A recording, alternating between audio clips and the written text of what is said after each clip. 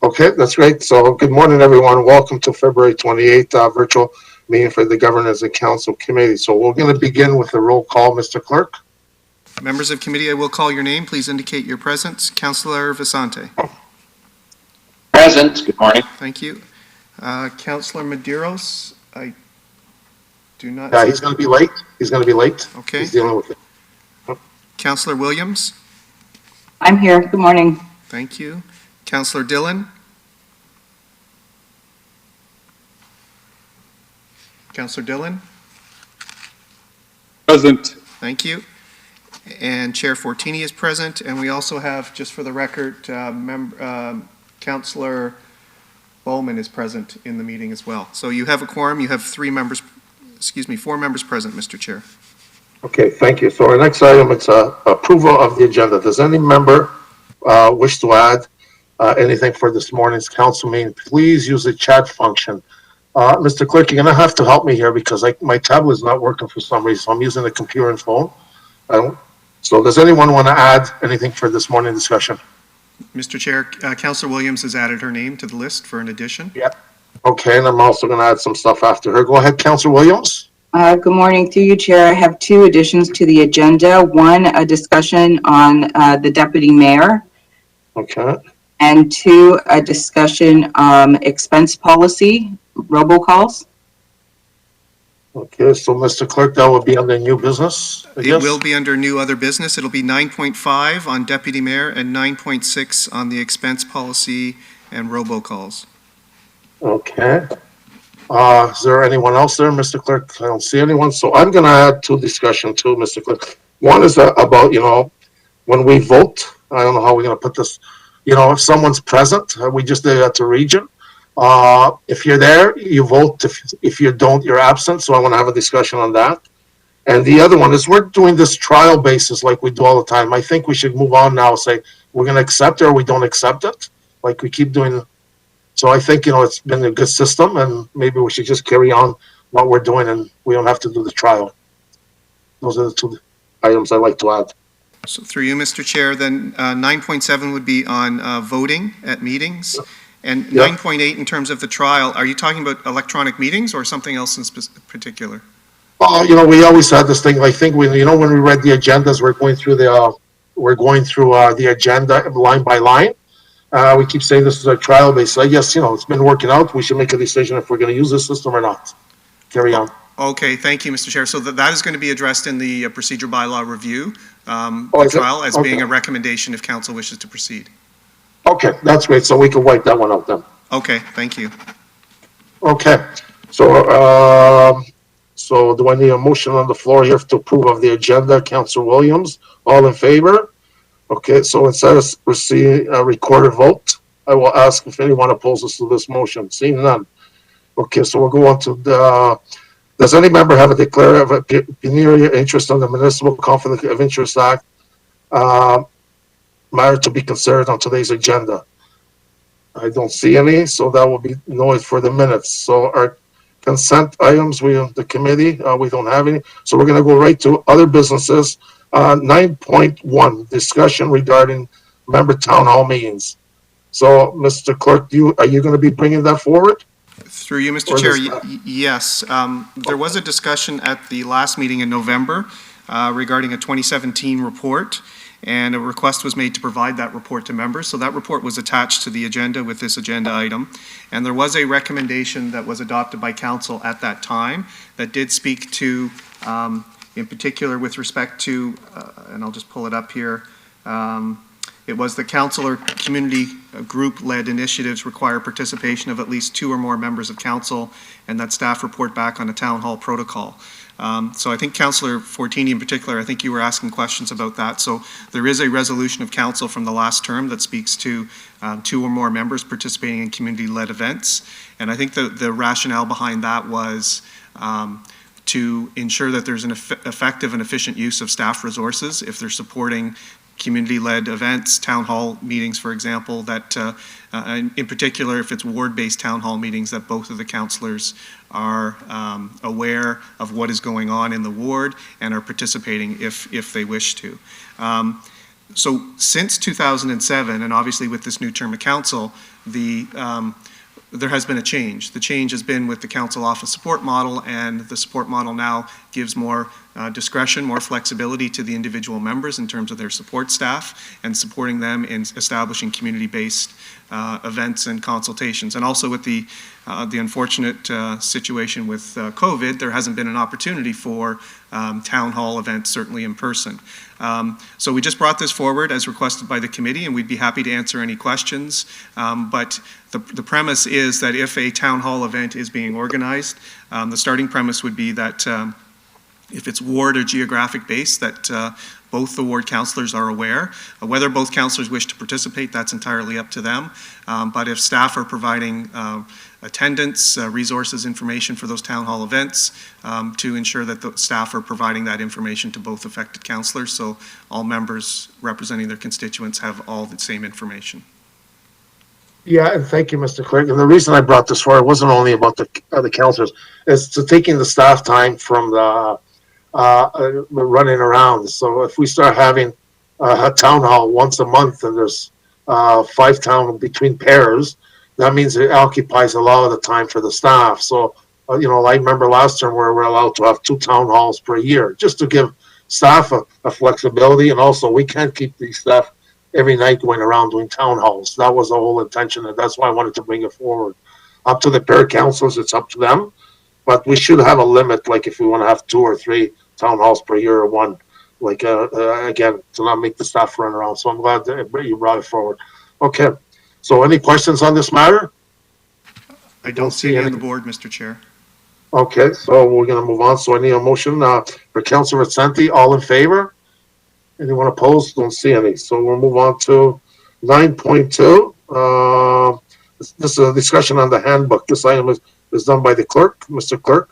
And again, I'm sorry, Mr. Clerk. I'm trying to read off my phone. My tablet is not working for some reason, so I need some help here. So this is coming to you on the handbook. Thank you, Mr. Chair, and no worries. So members of committee, this was an item that we just put on the agenda just for the committee's information, should they have any questions. I think questions have come up at a recent council meeting regarding the council handbook. It is something that was established at the start of this term. It's the first time that council has done this. The intent was for it to be sort of a sort of one-stop shop for information relevant to members of council, specifically dealing with their daily operations, their offices, decision-making, and accountability and transparency. Since the start of the term, it has been updated, I believe, 4 times, and we are looking at doing another update in the spring of 2022. But we've just added this on the agenda. It is a public document available on the website, and Charlotte has it up on the screen right now. In case members have any specific questions, and a question that perhaps to pose to members of committee is, 1, is this document and reference a useful tool? 1, should it be continued for the next term of council? And if it should, is there other areas for which members of council would be interested in seeing in the council handbook? It's intended to be just a compilation of everything that members need to be aware of so they can run their offices in the most efficient and effective way possible.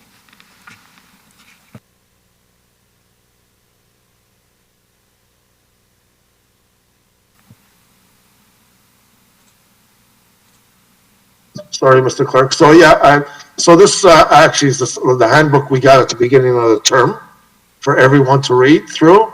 That's and if we want to make any changes, this will be for the next term. It won't be for this term because I guess, we're not far off by the end of this term. Okay, so do I see any questions on the board? There are none. Okay, I don't see any. Okay, so do I need a motion to approve this too, Mr. Clerk? Yes, and I'll be approved by Councilor Williams. All in favor? See any opposed? Don't see any. We'll carry on. So the next discussion is 9.3, a discussion on regarding the council 6th floor for reception or security services. Mr. Clerk, this is back to you. Thank you, Mr. Chair. So I believe this, again, was a question that came up at a recent council meeting. And I just wanted to provide a bit of context for any discussion should the committee wish to have some. So committee may recall when council made the decision at the start of the term to move to the new council office support model, they did retain the position of the council office, receptionist or concierge service. The actual position is called council office assistant. And that position, members will recall, before COVID, sat at the entrance to the 6th floor, provided some assistance to your offices in terms of some payroll assistance for filing payroll information, ordering supplies, and some other sort of very minimal administrative tasks. Most of the role of that position was just to be a greeter to guests and individuals coming to the 6th floor. Members will also recall that I believe in 2019, the model changed, and this is reflected actually in the Council Handbook, that if members of Council are expecting visitors to the 6th floor, which is a secure floor, it's only accessible through card access, anybody coming to City Hall would check in with Service Brampton representatives downstairs. They would call up to the respective council office, and representatives from that council office would come down to greet the person who's coming to see a member of council or their staff, and then bring them up to the 6th floor. With the onset of COVID and the effective closure and working from home of City Hall for city staff and council office staff, the necessity obviously for having somebody physically up there was not necessary during COVID. And in fact, the incumbent in that position during the duration of COVID accepted a new position in the clerk's office. Val, who you may know was the incumbent, is now a marriage officiant, a civil marriage officiant within the clerk's office. So that position is vacant at the moment. But as we know, as we start to reopen and get back to in-person attendance at City Hall, it will be sooner rather than later that there will be probably an expectation that people will start to come back to visit City Hall. They'll check in with Service Brampton, and then they'll call up to the council office when staff are back in. They will come down to meet the person. But one of the things that we've been talking about with corporate security, and they're on the line as well for this meeting, is the possibility of replacing that position with a security guard. So that's something that's being contemplated now. We wanted to get some insight and input from members of committee and as members on the 6th floor to see what your interest in is for that position, providing a security access on the 6th floor. Okay. Do I see any members asking questions on this? Councilor Medeiros? Yeah. Thank you, through you, Chair. Thank you, Peter, for the update. Yeah, when I brought this forward, I know I'm the one who raised the issue around security, and it was from the fact that, visiting sometimes my office, not as frequent as due to COVID, I always notice that there are people, and notwithstanding that, people can visit whoever they want and be in anyone's office, it's just that they're usually not accompanied by any staff or by any mayor, and I have no, by any councilor or mayor, that there are individuals who are roaming around, and I'm not saying that they're doing anything wrong, but then after I don't know who these individuals are, what's their business, and so on. And the idea was to have some form of control of a sign-in sheet of some sort, so we know exactly the coming and goings of people who are coming into or coming onto the 6th floor. And I don't need to know that information as long as staff or security have access to that. I do know that, for example, be it if one of us are using the community boardroom, the boardrooms for community meetings or any of that stuff, I still think anyone who visits the 6th floor, there should be some form of control and some form of sign-in sheet, so there's a track of everyone who is going on the 6th floor. Yeah, thank you, Councilor. I do agree, Mr. Gray, or at least we have to have control who comes in and out. So it's working fine now that as there was no one there, but I think when we get back. So any other questions, Mr. Clerk, for any other councilor? Through you, Mr. Chair, I don't see any. Jason Keddy is on the call. I don't know if Jason, if you wish to make a comment.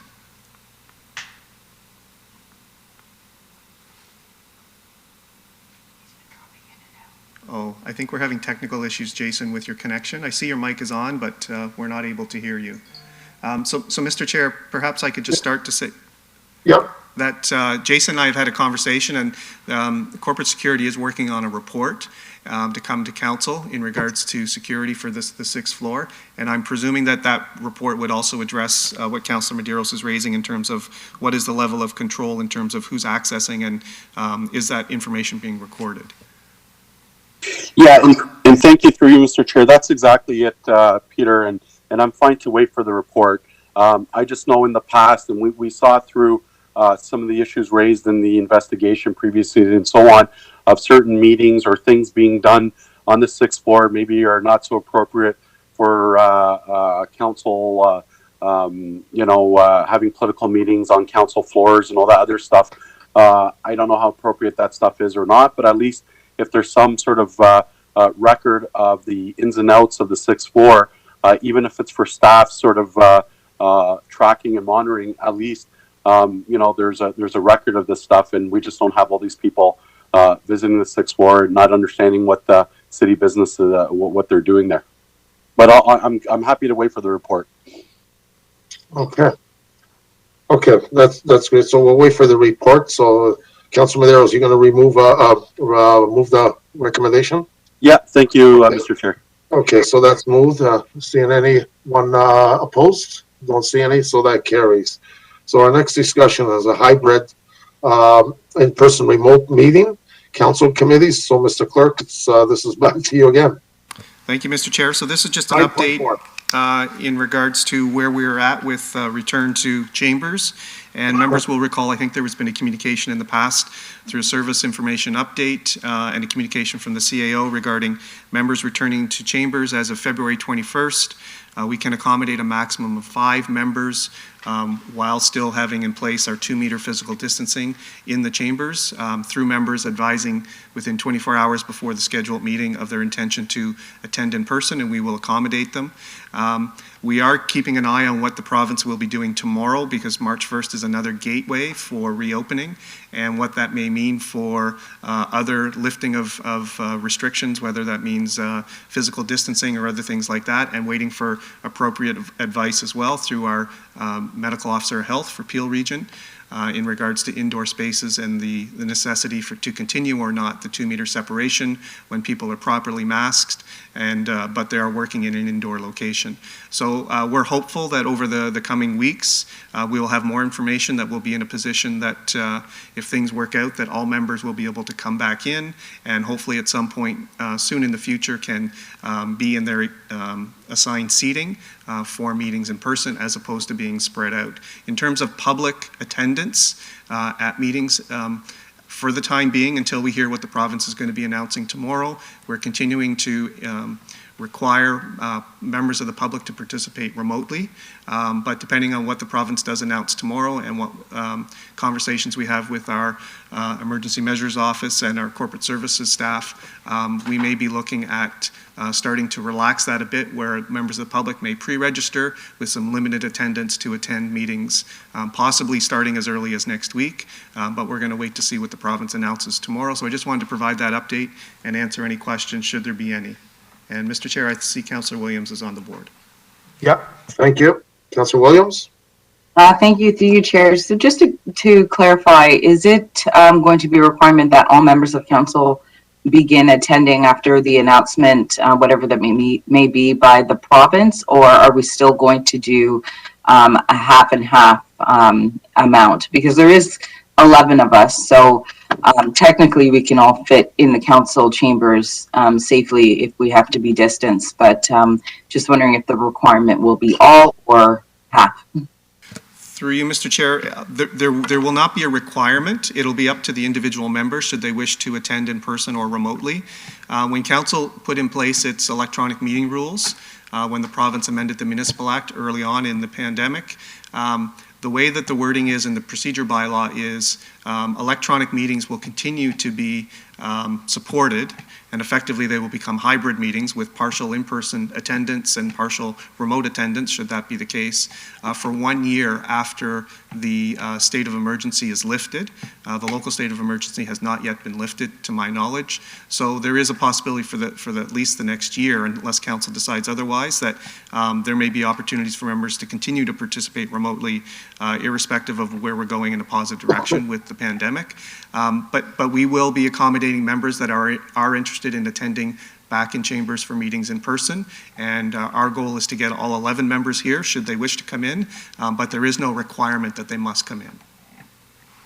Oh, thank you. And just a follow-up, would it be safe to say that those who are chairing the meetings should be in the council chambers at least to ensure that there is, just that the chairs of the meeting can be able to run the meetings from the chambers? Or is that something we have to amend when we are, discussing after the province brings their mandates forward? Through you, Mr. Chair, there is no requirement now in our electronic meeting protocol that chairs have to be physically in person attending a meeting. What we've seen over the pandemic is members have been quite effective chairing meetings both in person and remotely. I think one of the things will be is one of the probably the determining factors may be if or when the public do start to attend in person, because we may have a situation, let's say in the coming month, where members of the public register to attend a council meeting, a committee of adjustment meeting, as the case may be, and the clerk's office will be here to support the meeting in person. We will attend for every meeting, but it will still be up to the discretion of a member of that decision body should they wish to attend. Probably if there are members of the public attending, it probably would make sense that you would want to have members of the decision body attending in person as well, just to be able to receive the public that are participating. But that decision really is at this point still left to the individual members. There is no mandatory requirement for the chair or a member of the decision body to attend in person at this time. I see. So one more follow-up question that just led me to think of something else. Committee meetings that are public run, how about those? Will those meetings also be members and be encouraged to attend in person for the committee meetings? Thank you. Is this only applying for council?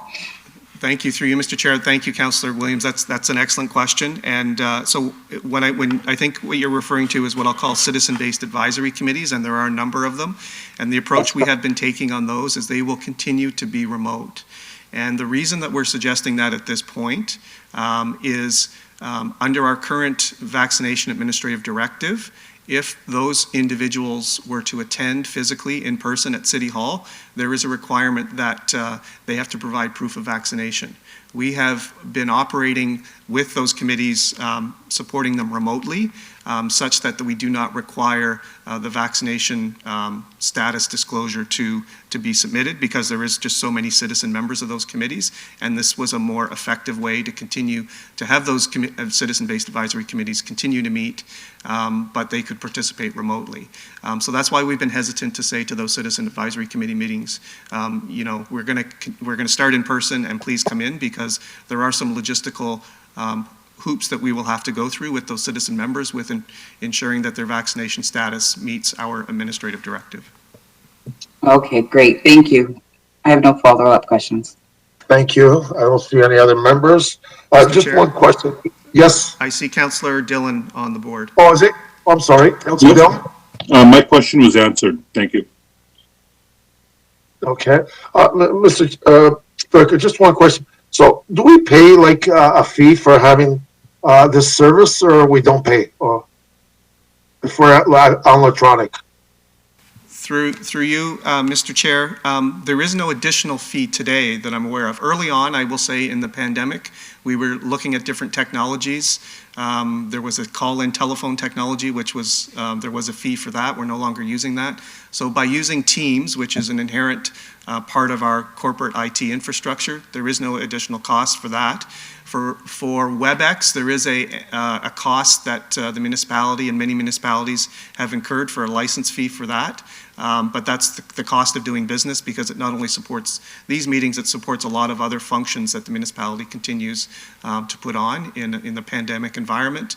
In terms of our agenda management system, eScribe, and the ability to live stream, that was a project that was approved by council even before the COVID came into effect, but it has done a lot to actually help us facilitate remote meetings. And there is also an additional cost. We have an AV contractor come in to help support our meetings with camera work, with helping with live streaming and things like that. And that was a cost that was already in the works and in process actually before COVID. So it's always been a cost that we've had here. So I wouldn't say there hasn't been any extraordinary costs for technology, save and except for going to the WebEx platform. Okay, good. No, I think this is really good if there's no extra cost, because in the future, I think this would be great. If someone's sick, at least they could also join in remotely from home. They don't have to completely miss anything. So, okay, so Councillor Williams, will you receive this report and move the motion? Yes, happy to receive. Okay, don't see anything. Okay, that carries. So we go to 9.5, Councillor Williams, this is new business. Yes, I was asked to bring this item forward, a discussion on the deputy mayor. I think right now, if other members have any questions or they want to speak to it, but I don't have a formal motion. I just wanted to have it to the floor. And if it makes sense, maybe we defer it to Wednesday to further the conversation. But I brought it, when asked to bring it, so it's here on the floor for discussion if any members has any pieces to add to this. If not, then through you, Chair, if we could defer it to Wednesday for a further conversation that maybe Mayor Brown might have any pieces to add to this.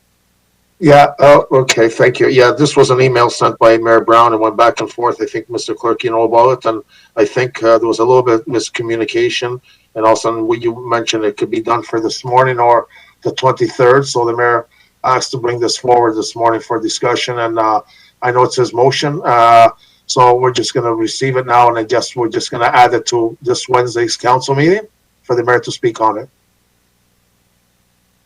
So through you, Mr. Chair, just to advise, and so I guess that what the committee's doing then is just receiving the discussion as opposed to taking a deliberate motion to refer this to the March 2nd council meeting. So these minutes will be at the March 2nd council meeting, and the members of council are free to talk about this item at the council meeting on Wednesday. And that's the intent, is that correct? Yes, and this is what the mayor said, because I know like the emails went back and forth and we kind of missed the deadline. I think there was a little bit of miscommunication, and you did mention on the email could be added this morning or on the March 23rd, or you need 2/3. So yes, we added it this morning here, which was getting that way. It does go for discussion for this Wednesday, and the mayor will speak on it because it's his motion. Okay, thank you, Mr. Chair. Okay, that's great. And so we don't need no motion for this, right? Just defer it to this Wednesday council meeting. Sorry, Mr. Chair, sorry. I thought there was a motion that just the discussion be received that's shown on the screen. Yeah, yes, I'm saying just approve the motion, to approve this. Yes. Yeah, there was a motion by the mayor, yes. So if you can just take the vote on that this discussion be received, and then this item will be included in the minutes from this committee at Wednesday's council meeting, and will allow council to have a conversation, a wider conversation if necessary, on the deputy mayor position. Yes, okay. So anyone opposed to this motion? Or seeing none? Okay. Councilor Williams, you've got 9.6, another discussion. Thank you, through you, Chair. I've added this item to this meeting for discussion. We do have, according to our council expense policy, as a form of communications, when we're reaching out to our residents to discuss or inform them of important information or events that are coming up in the city. I know Mayor Brown uses robocalls, but council is limited to a certain amount for robocalls. Considering that our council budget, we are able to use it as we see fit to be able to communicate with our residents. I'm looking to amend the council expense policy to include robocalls, or to be amended so that robocalls are an eligible expense. So just a very simple motion that the council expense policy be amended to include robocalls, and that any robocalls completed as of date be reimbursed. Okay. So, Mr. Clerk, just to thank you, Councilor. If we have a budget, isn't it up to us what we want to do with it, or do we have a certain thing saying that we're not allowed to do robocalls? Or it's our budget. At the end, it goes on the website. People see what we do with our money for our budget. Or do we have a policy that we're not allowed to do robocalls?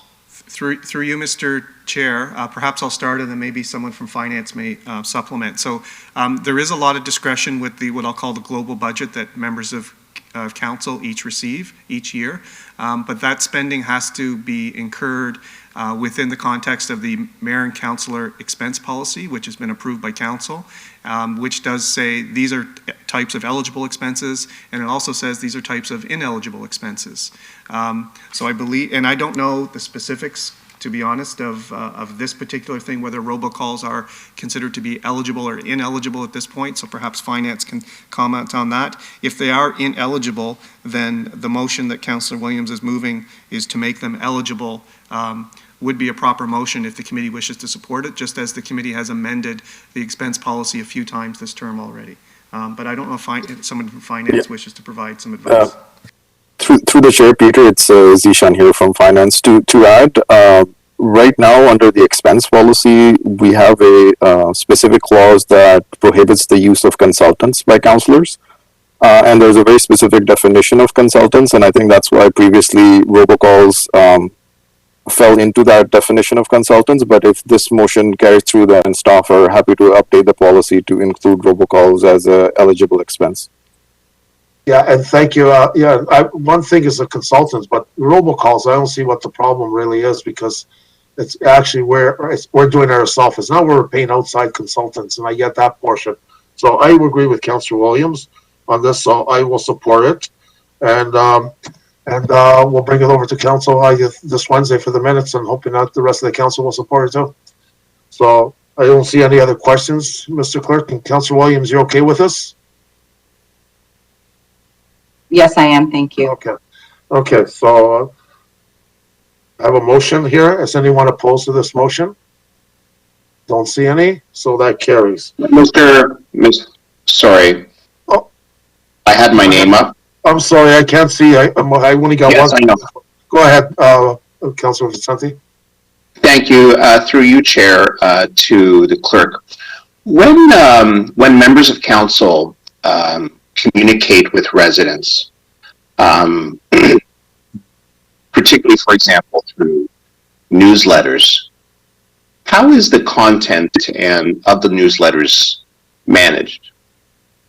Through you, Mr. Chair, perhaps I'll start, and if someone from Strategic Communications is on the line, they can supplement. So I believe there's sort of some corporate, what I'll call corporate articles that are current interest to constituents in a citywide or across the particular ward. Those are identified by Strategic Communications. I think there's consultation with the ward councillors, and then I think the ward councillors have some ability for identifying other content for their newsletters. But I'll defer to Strategic Communications on that for further information.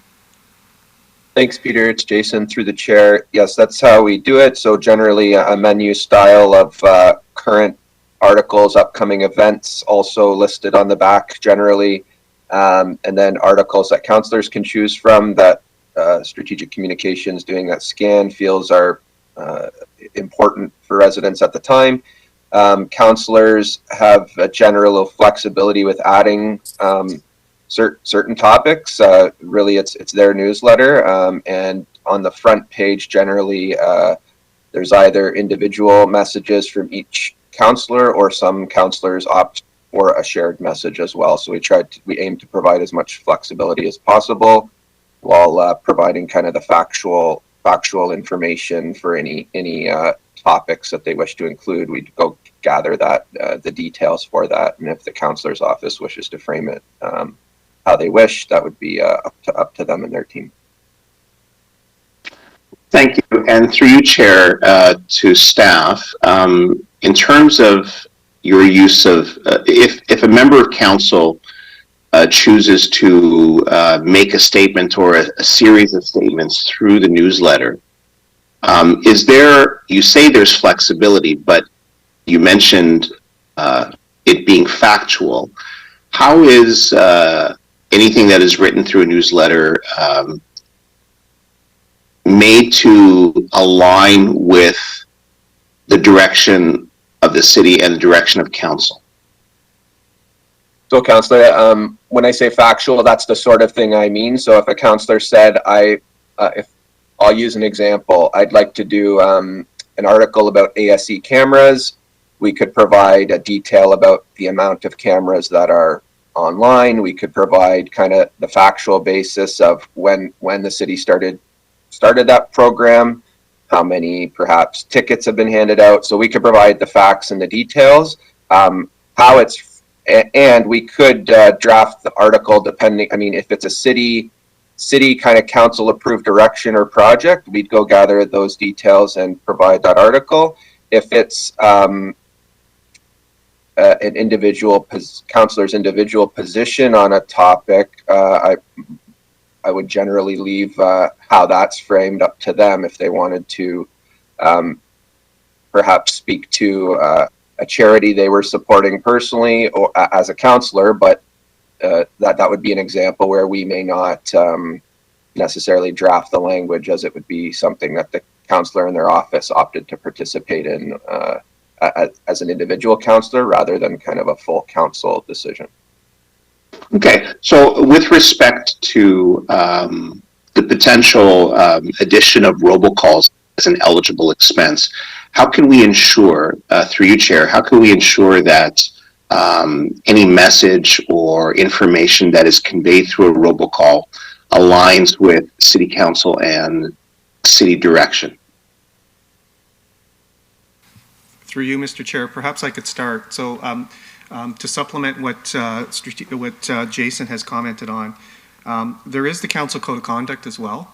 And the Council Code of Conduct has a specific rule, Rule 10, about media communication, which basically says that members of council will accurately communicate the decisions of Brampton's council, even if they disagree with the majority decision of council, so that there is respect for and integrity in the decision-making process of council.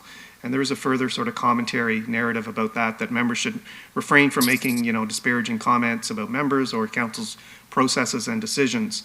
So effectively, the intent of the Code of Conduct is members may disagree individually with the decision of council, but they have to still support the decision of council. So presumably, whether it's a print newsletter, whether it's a robocall, if this were to go through, or other types of communications, there needs to be some adherence to the Council Code of Conduct in that respect. Does that answer your question, Councillor?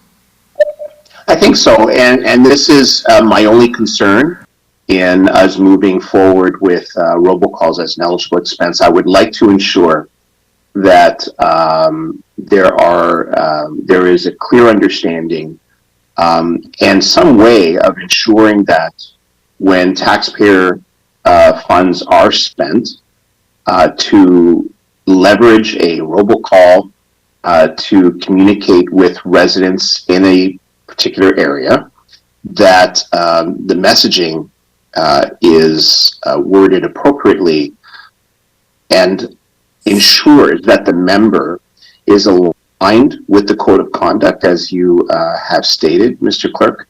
And I would like to suggest that we refer this to staff to come back quickly with those guidelines and how we can best achieve that and move forward with this.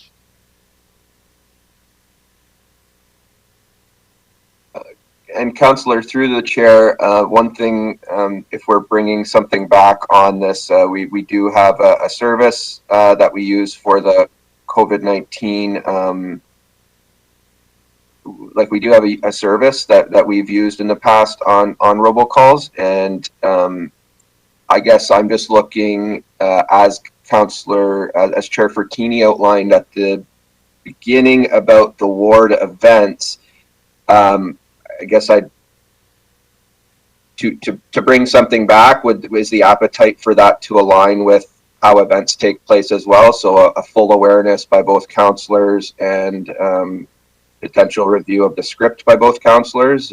Just trying to understand, so when we bring something back, it aligns with expectations here.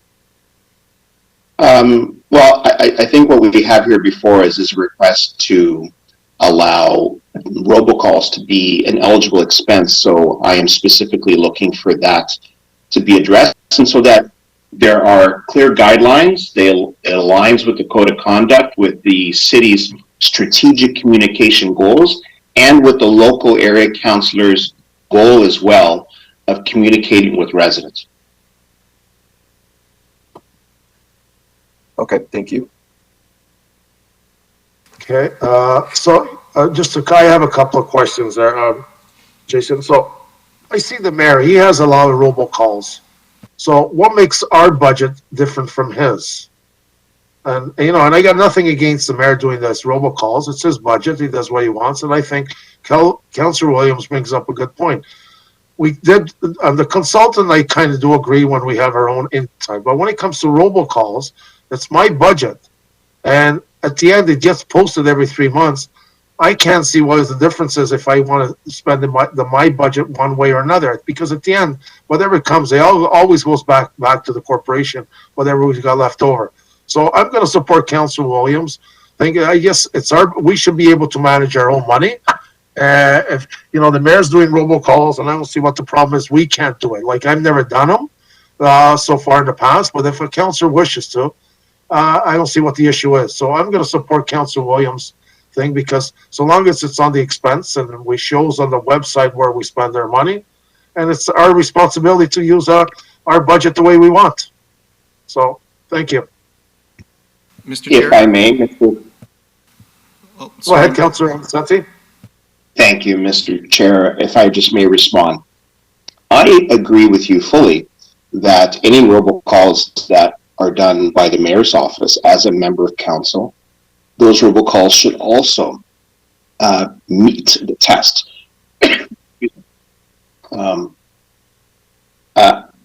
In my figuring of robocalls done by the mayor, in particular around COVID measures and other initiatives for the city, I would say in general, from the ones that I'm aware of, they align very well with the city's communications direction. All I am asking is, and I think that this is a reasonable request, that we ensure that robocalls that come from members of council align with our strategic communications priorities and also meet the members' goals of ensuring that residents and their boards are informed.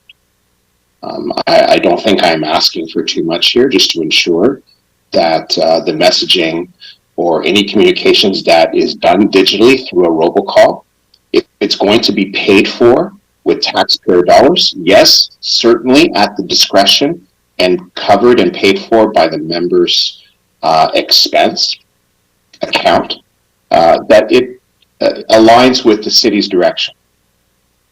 How can we achieve that? How can we ensure that that is done correctly? That is my question. And that is what I'm asking staff to provide us with some help and guidelines on. Okay. So, just to jump back in, and I agree with you 100%, Councillor Vicente, when it came to robocalls on COVID, but I received other robocalls that had nothing to do with COVID. But that's up to the council, yes. And, you know, I always feel like it's our budget. You know, at the end of the day, we should be responsible to the taxpayers. And if you're not, well, then they look at your budget the way it's spent. So, Mr. Clerk, what do we do here? We got to call a vote on the referral, or Councillor Williams here? Through you, Mr. Chair. So Councillor Visante's moved a referral motion, so it will come first to refer Councillor Williams' motion. But before that, Councillor Medeiros is on the board to speak. So okay, thank you. Councillor Medeiros. Thank you, through you, Chair. Yeah, and I agree with you, Chair. You know, where I'm uneasy with this stuff is, you know, this idea that council approved strategic communication. You know, there's been a lot of stuff that's been gone, robocalls that had nothing to do with COVID. That's one. Second, you know, it reminds me of previous council where it's almost a form of censorship to a certain degree. A councillor has the ability, has the office, is elected to represent their ward, and they should have the freedom to bring to the attention to residents what they feel fit. And it's no different than councillors going off doing videos suggesting that we're getting a new university when council hasn't approved any university. So, you know, when we start splicing hairs now and start saying that robocall should be aligned, well, I would say then, you know, everything needs to be aligned, because as far as I know, you know, there's communication, there's messages that have not been approved by, you know, council. And then I would go further to say that, you know, I myself, who pride myself in being outspoken, I would take exception of anyone trying to censor me in anything that I say or do, because I'm a board of directors. I don't have to align myself to what staff feel should be appropriately communicated or not. And unless there's a council resolution that, you know, and we've seen from other IC decisions, integrity commissioner decisions, you know, a councillor has every right to speak their mind, and ultimately, as the chair said, let the residents decide if that's an appropriate message or not.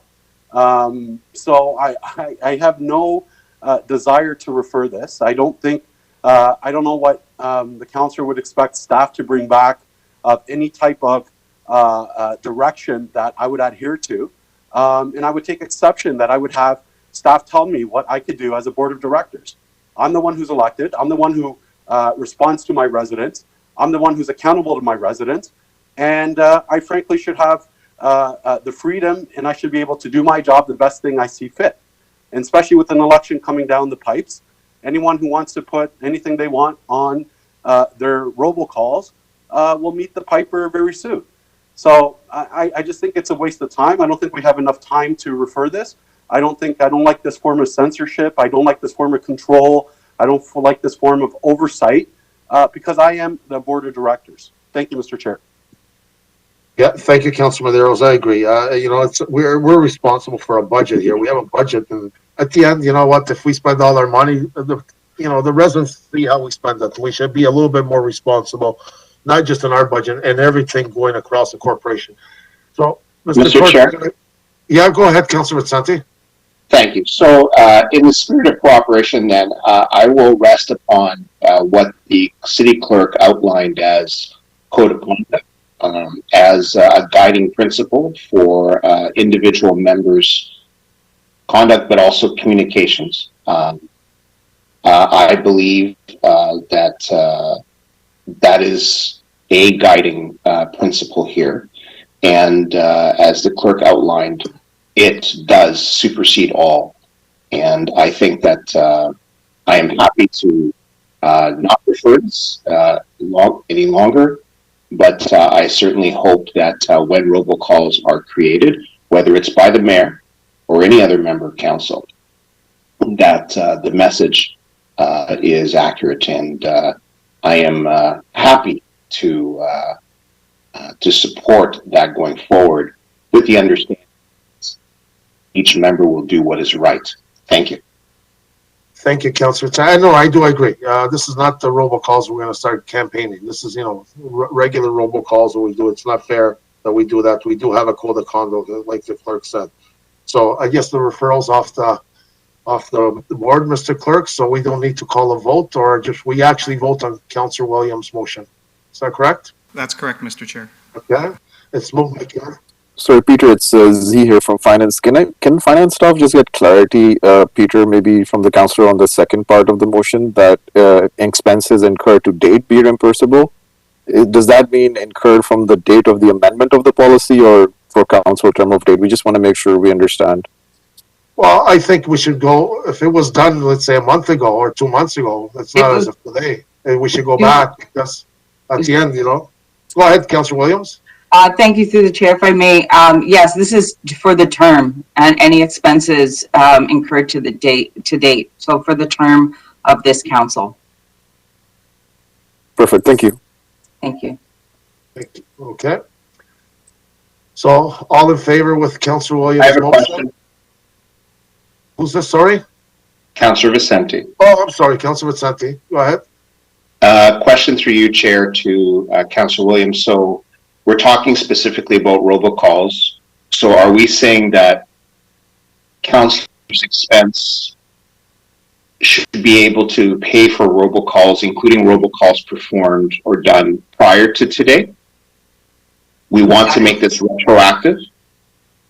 That is correct. This council has done things retroactively on numerous occasions, and therefore even retroactive when it's a policy that council was allowed to do before. I'm going back to in the beginning of this term of council. Yes, any expense robocalls done during this term should be reimbursable.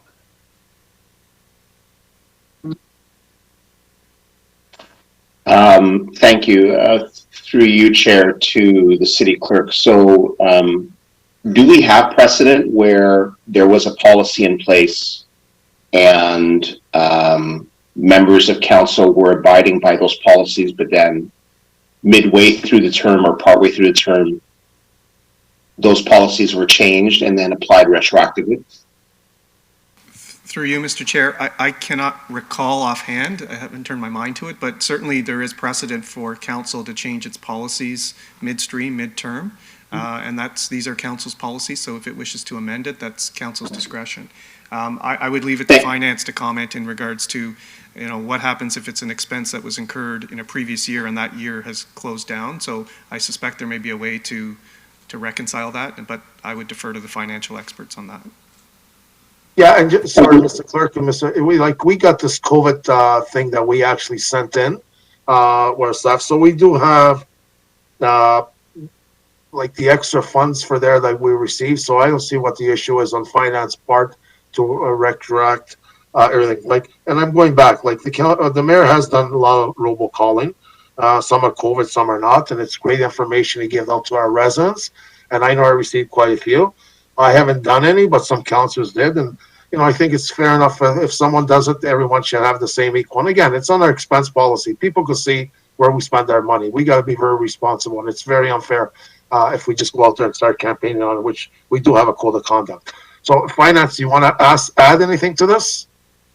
Or no, through the chair, if the council amendment is pretty clear, then staff can reimburse the cost. Okay, great. So the motion's on the floor for Councillor Williams. All in favor? Any opposed? Don't see any. So that carries. So, Mr. Clerk, now it's back to my item, and it's 9.7. That's correct. Yeah, so we did this at the region, and I was always thinking about this in the last 2 or 3 years, and talking to a couple of councillors there. We did on the policy and procedures there. I find it so robust or so unfair when we vote and someone doesn't vote and it's considered a no. So I'm going to ask, if I'm in council chambers, Mr. Clerk, and, we start off the meeting and someone asks for a recorded vote and I'm not at that seat, I'm having a coffee or I went on a phone call, how does it mark on my attendance? So through you, Mr. Chair, if we were at in-person meeting and a recorded vote was requested, or any vote for that matter, or specifically a recorded vote, I should say, and a member was not in their seat, they'd be marked as absent. Right. And this is the same thing. So when we're online, sometimes people just sit there and they don't want to vote or walk away. It should not be considered an absent, a no. It should follow under the rules. Well, I guess you're not there. It's an absent because when it goes on the partial, a lot of people said, "Oh, abstain." Well, it goes on the negative. Well, you have to say yes or no, or if you don't, then you're absent. Simple. So this is what we end up doing over there, because a lot of times you could have a tie vote and it pressures people into breaking a vote, and it's very unfair for the other person to break a vote because the other one didn't have the courage to vote. So I like to change it. Like, if you're not there, you don't vote. You're not considered in the negative or the no, you're absent. And we're now that we're working for remote, I think when you do the call, you go through the councillors. If someone doesn't reply, you go back in case they have technical problems, or sometimes their mic's late. You call for the second time. And if they're not there, they don't answer, then you mark them as absent. It's just the same thing sitting in our seat in council. Same exact thing. If you're not there, you don't vote, you're absent. Through you, Mr. Chair, sorry. I see Councillor Medeiros on the board, but maybe I'll respond after Councillor Medeiros. Okay. Councillor Medeiros? Thank you, Chair, for bringing this forward. We did have that discussion. We do have the benefit of sitting on policies and procedures at the region. And the decision we've changed is exactly what you've proposed, Chair.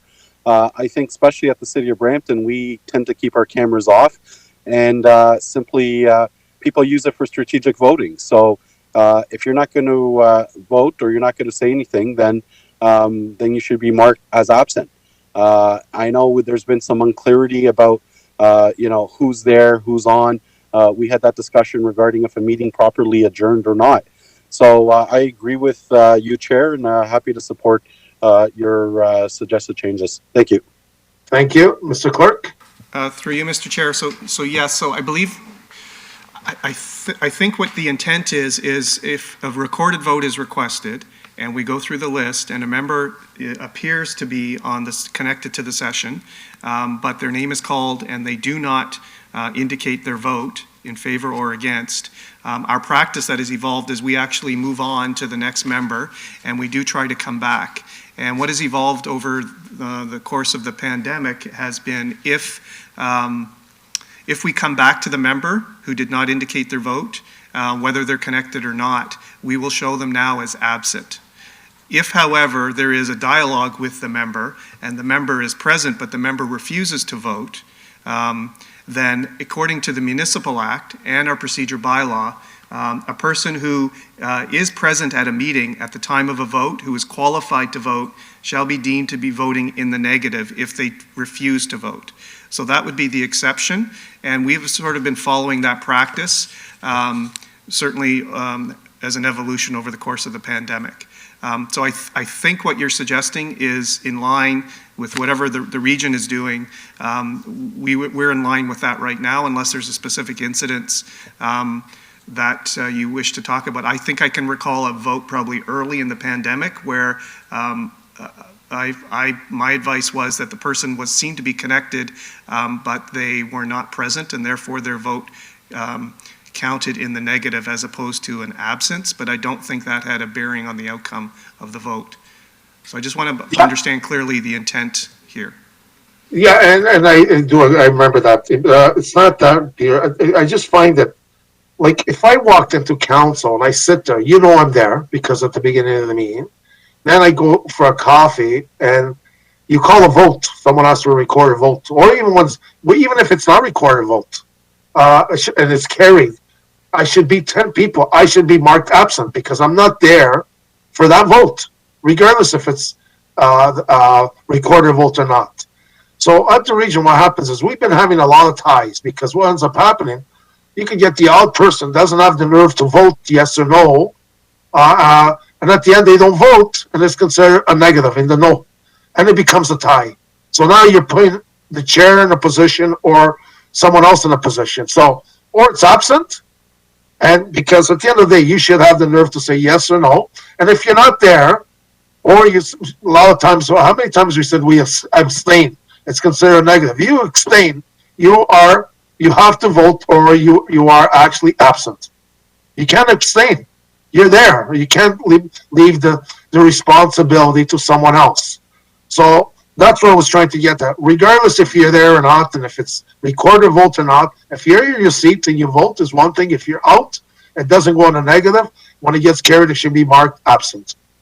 Absolutely, You kind of follow, Mr. Clerk? I do, through you, Mr. Chair, yes. And in fact, the electronic voting or the electronic meeting protocol that is in place does imply that if a member is connected to a remote meeting and they are leaving, there is an obligation on the member to advise the decision body and through the clerk that they're leaving. And that's consistent with our procedure bylaw, which actually says members have to advise when they're attending, when they're late, and when they're leaving a meeting early, just so we can have an accurate record of who's in the meeting for the purpose of voting. And just to reiterate, the practice that we've been following certainly over the last probably year and a bit has been a recorded vote. We will call the member's name. If they do not respond, we'll call again. If they do not respond, we'll move on and we'll come back to the member. And if we call their name again and they do not respond, then we are marking them as absent. Unless there's something to the contrary that gives us an indication they are present and they're refusing to vote, then as you said, and as the Act says, they are recorded in the negative. I do see the city solicitor on the wishes to make a comment. And I get what you're saying about the email, but why do we have to, like, if I'm leaving, I got to send you an email. You're kind of busy. You got to jump off and hoping you get that email. Meanwhile, the vote could be taken, and then you receive the email a little bit late. So I figured, less work for you. It's the right thing to do. If you're in your seat, you vote. If you're not in your seat, you're absent. End of story. Regardless, even if I'm online now, once you call me once and it goes through, you come back the second time, maybe you could give it the third time, like we're doing at the region now, since we're remote. But once I don't answer for the third time, it's out. We did look at that under the municipal act at the region, and the legal did say there, well, under the municipal act, like, you can do these changes. So that's all I'm asking. Like, I believe everyone should have the ability to vote. And it's going to be a yes or no. If you're not at the seat or you don't vote, you're considered absent. So we'll listen to what the solicitor has to say. Through the chair, I think actually the point I was going to make has already been made. This is a provision of the Municipal Act. It's Section 246, and I think the clerk has already made the point. But I just want to reiterate that the Municipal Act says that when there's a recorded vote, abstention is not an option. Yep. Okay. Good. So all clear, Mr. Clerk? Through you, Mr. Chair, yes, absolutely. Okay, good. So, do I need a Sorry, Mr. Chair, do we need a motion? Sorry, City Clerk, do we need a motion to make that change? That if you don't respond several times when you're asking, and their camera is off, or regardless, if a councillor doesn't respond, then he's marked absent, not considered voted in the negative. Do we need to vote on that? Through you, Mr. Chair, perhaps we can do it as a motion just to be helpful, and then it would be an amendment to the electronic meeting protocol. And perhaps it would have to be couched something that if there is no indication that the member is present, because if there is an indication the member is present and they're just refusing, their mic is on, but they're not speaking, but we can hear that they're there, then there is a requirement on that member to vote. So I just want to make sure that's clear to the committee. Yeah, and through you, Mr. Chair, I guess the issue again, because we have the practice in Brampton that our cameras are off, and they're normally the sound would be off, then if they don't vote, then they should be considered absent. So I'm fine with the wording, and I'm happy to move it. Thank you, thank you, City Clerk. Yeah, and I was going to add that, Councilor, I have a prepare a motion for it. So glad you did. So it's moved by myself or Councilor Medeiros would be fine to add a motion that what we just discussed, Mr. Clerk. Okay. So all in favor of you just write the motion first, yeah? We're just going to finish getting the motion on the screen. Yeah.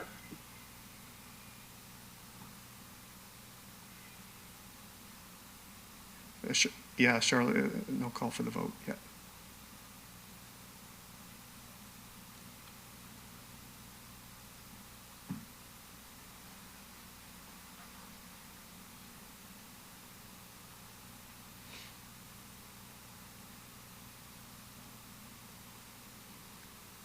Thanks, Charlotte.